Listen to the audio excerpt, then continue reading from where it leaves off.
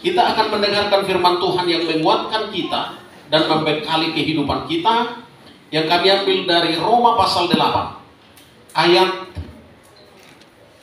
28 sampai dengan 30. Kami undang kita sama-sama membaca firman Tuhan ini.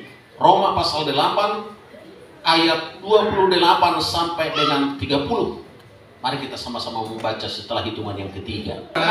Bahwa Allah turut bekerja dalam segala sesuatu untuk mendatangkan kebaikan baik mereka yang mengasihi Dia, yaitu bagi mereka yang dipanggil sesuai dengan rencana Allah.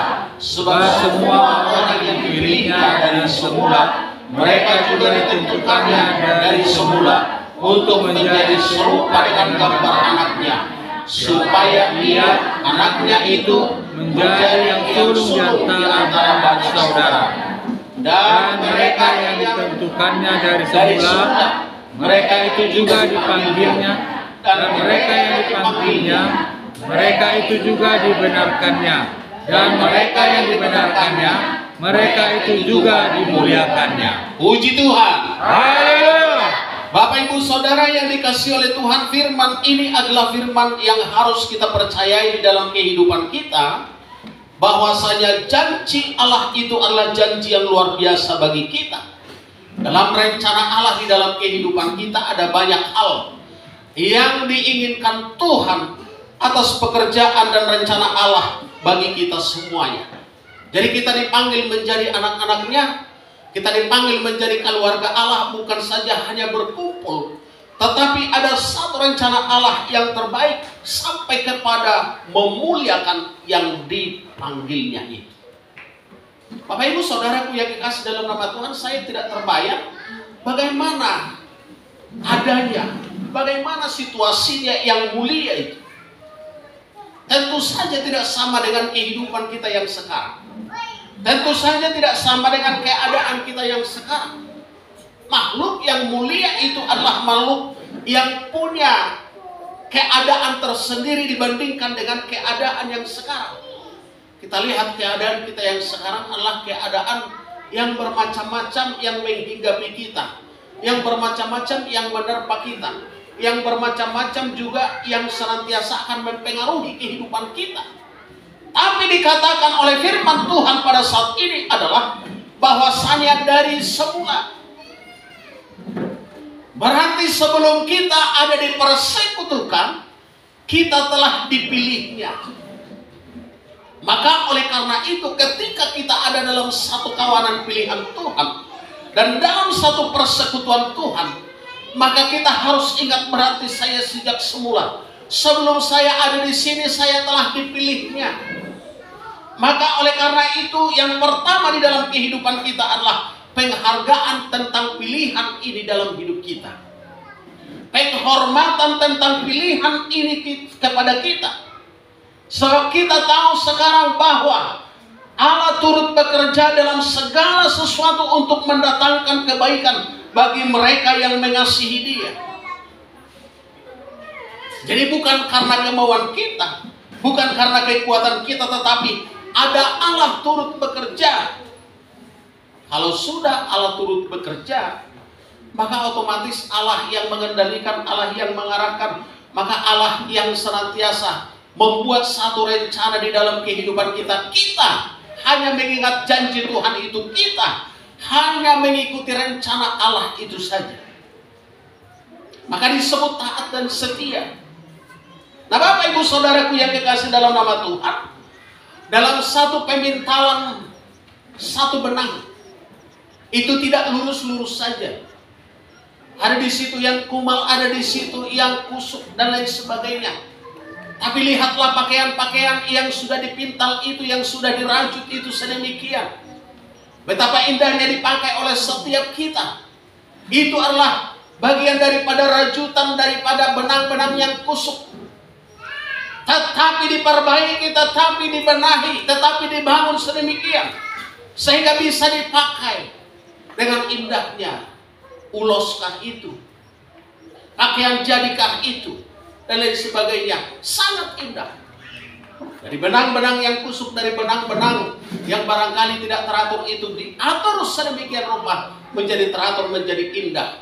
Karena apa? Ada yang merencanakan itu, ada yang mengerjakan itu, dan ada yang turut di sana melakukan sesuatu untuk kebaikan itu dipakai dan dipergunakan. Lebih daripada itu, kehidupan kita ada yang merajut kita, ada yang memperbaiki kehidupan kita dari semua. Sebab tidak ada dari manusia itu yang sempurna, tetapi Tuhanlah yang menyempurnakan, Tuhanlah yang mengarahkan.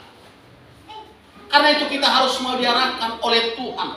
Di dalam firman Tuhan yang boleh kita percayai ini, bahwasanya bukan saja hari ini kita menjadi keluarga Allah di sini, termasuk ibu kita yang bersaksi di sini tadi. Sejak semula keluarga Ibu Manurung Boru Sinaga tadi telah ditetapkan Tuhan menjadi keluarga Allah di sini. Tinggal mempercayai saja, tinggal mengingat janji Tuhan saja. Saya dipanggil di sini, maka saya harus bekerja di sini. Saya harus setia di sini. Saya harus taat di sini. Maka Tuhan memberkati dan Tuhan mengarahkan perjalanan kehidupan kita itu. Dan setiap pekerjaan yang baik kita mulai dari diri kita, dia akan berkembang menjadi pekerjaan yang baik untuk sekitar kita. Ketika pekerjaan itu berkembang dengan baik untuk sekeliling kita, dia akan bekerja dengan baik juga di kalangan yang lebih besar. Maka Bapak Ibu Saudaraku yang dikasih dalam nama Tuhan, ketika kita mau dibentuk oleh Tuhan dalam hal-hal yang kecil, dalam hal-hal yang sederhana, maka Tuhan akan mengarahkan kita ke dalam perkara, ke dalam hal-hal yang besar yang barangkali juga belum terpahami oleh kita. Belum juga untuk kita mengerti. Karena kita hanya mempercayai janji Tuhan. Kita tidak perlu penjelasan dengan janji-janji itu. Kita hanya percaya kepada janji itu. Tuhan menyertai, Tuhan memberkati, Tuhan mengarahkan, Tuhan menuntun, dan lain sebagainya. Karena itu Bapak Ibu Saudaraku yang dikasih dalam nama Tuhan, sangat sederhana atas panggilan Tuhan bagi kita semua, bagi anak-anak Tuhan, walaupun banyak hal-hal yang harus kita hadapi. Dan itulah hidup. Sebab Tuhan tidak berjanji perjalanan kita ini akan mulus saja, tapi Tuhan berjanji akan menyertai.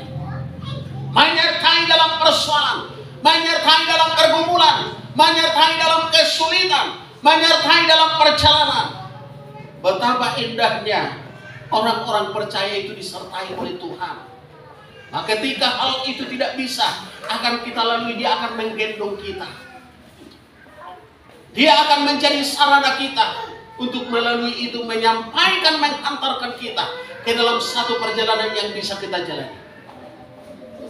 Karena itu Bapak Ibu Saudaraku yang kekasih dalam nama Tuhan, oleh firman Tuhan yang kita dengarkan ini dikatakan bahwasanya sebab semua orang yang dipilihnya dari semula, mereka juga ditentukannya dari semula, semua menjadi serupa dengan gambarnya, anaknya itu yaitu Kristus Yesus.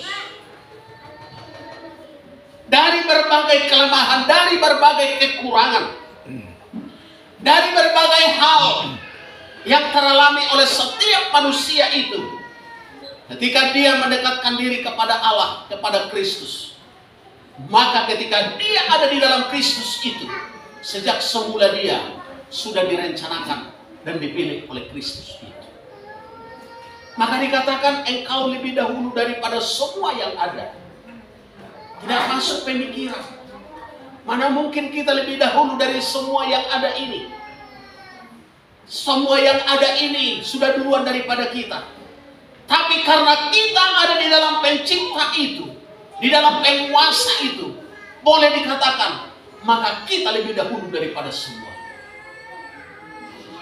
Dan inilah mengenai janji Allah bagi kita, supaya kita menjadi sulung dari semuanya itu. Kita harus ada di dalam Kristus. Kita harus ada di dalam Dia. Karena itu Bapak Ibu Saudaraku yang dikasih dalam nama Tuhan, siapa yang ada di dalam Kristus, dia adalah ciptaan baru. Bahkan yang lama sudah berlalu dan yang baru sudah datang. Maka hari semua dan kehidupan semua orang yang ada dalam Kristus itu adalah kehidupan yang baru. Saat ini oleh firman Allah yang sudah kita dengar, bahwasannya rencana Allah mendatangkan kebaikan bagi semua kehidupan jasmani, kebaikan bagi semua kehidupan kerohanian. Karena itu kita harus percayai ada tangan Tuhan yang sangat dahsyat, yang luar biasa itu, yang bisa menolong kita dalam kelelahan dan bahkan juga dalam segala hal yang tidak terpikirkan oleh kita. Tapi kita ingat ada kekuatan Tuhan yang sangat besar yang bisa bekerja bagi kita semua. Bahkan rencana Allah itu adalah mencakup segala sesuatu. Tuhan punya rencana untuk memuliakan yang dipilihnya itu. Di dalam ayat yang ke-30.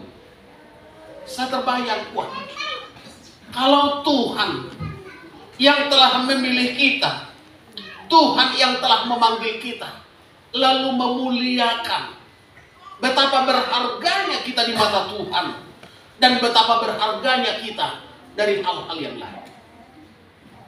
Karena itu Bapak Ibu Saudara, tugas kita adalah menjaga panggilan. Tugas kita adalah menjaga pilihan. Tugas kita adalah mengawal diri kita sampai kepada pemuliaan Allah. Itu tidak bisa diberikan oleh dunia. Penghargaan hanya bisa diberikan dunia, tapi kemuliaan tidak bisa diberikan oleh siapapun. Dan itulah kebanggaan kita. Maka sukacita kita bukan sukacita Allah yang ada sekarang dengan keadaan kita sekarang, tetapi satu keadaan yang tidak pernah kita lihat dan tidak bisa dibandingkan dengan keadaan kemuliaan yang ada sekarang. Ini yang menjadi fokus kita. Karena itu hidup kita hari ini dalam memenuhi kehidupan kita, bahkan juga supaya hidup kita lebih baik, itu hanya bentuk perjalanan saja yang berlalu. Maka ada yang miskin, maka ada yang kaya, maka ada yang sedang, maka ada yang lain-lain. Itu adalah bagian daripada keragaman. Dan bagian daripada keragaman ini harus disyukuri. Karena itu Bapak Ibu Saudaraku, betapa bagaimanapun keadaan kita syukuri saja. Dan lihat pemeliharaan Tuhan serta janji Tuhan bagi orang-orang yang dipanggil dan dipilihnya itu. Selesai. Kita hanya mengingat janji Tuhan dan percaya kepada janji itu. Tak perlu penjelasan tentang janji itu. Kalau saya sedemikian bagaimana Tuhan? Kalau saya mengerjakan itu, apa upah saya Tuhan? Tidak perlu. Itu bagian daripada hak Tuhan untuk mengarahkan kemana. Maka kita maui saja arahan daripada janji Tuhan itu. Maka kita maui saja arahan daripada firman Tuhan itu. Bapak Ibu Saudara yang dikasihi oleh Tuhan, ingatlah bagaimana Yusuf yang dalam perjalanannya dari kesusahan pada awalnya, manis pada akhirnya.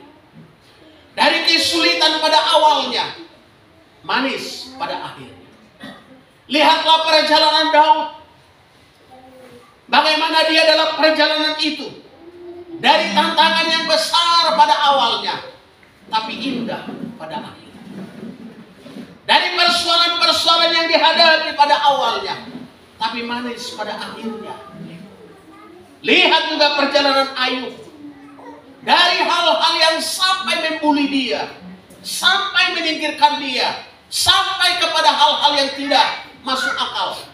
Tapi pada akhirnya adalah Tuhan yang bekerja dengan janjinya yang luar biasa. Adakah kita harapkan sedemikian di dalam kehidupan kita? Dalam menghadapi situasi, baik situasi di dalam keluarga, situasi dalam lingkungan, situasi dalam ibadah. Adakah sesuatu yang kita harapkan yang tidak bisa diberikan Tuhan, tetapi Tuhan persiapkan bagi anak-anak? Ini yang menjadi sukacita kita. Ini yang menjadi tujuan kita. Ini yang menjadi Fokus kita bukan hal-hal yang di kiri kanan. Hal-hal yang di kiri kanan bisa akan mempengaruhi lemah iman. Tapi kalau kita tetap turut kepada janji Tuhan yang pasti ini, maka kita akan teriring dengan baik. Maka oleh karena itu lalui saja apa yang menjadi persoalan hidup pada hari ini. Lewati saja apa yang menjadi kesulitan pada hari ini. Gak usah itu dipersoalkan. Tapi mari berjalan terus. Sebab Tuhan ada mengiring, Tuhan ada mengarahkan, dan Tuhan ada membenahi kehidupan kita. Maka perjalanan kita tidak perlu penjelasan Allah.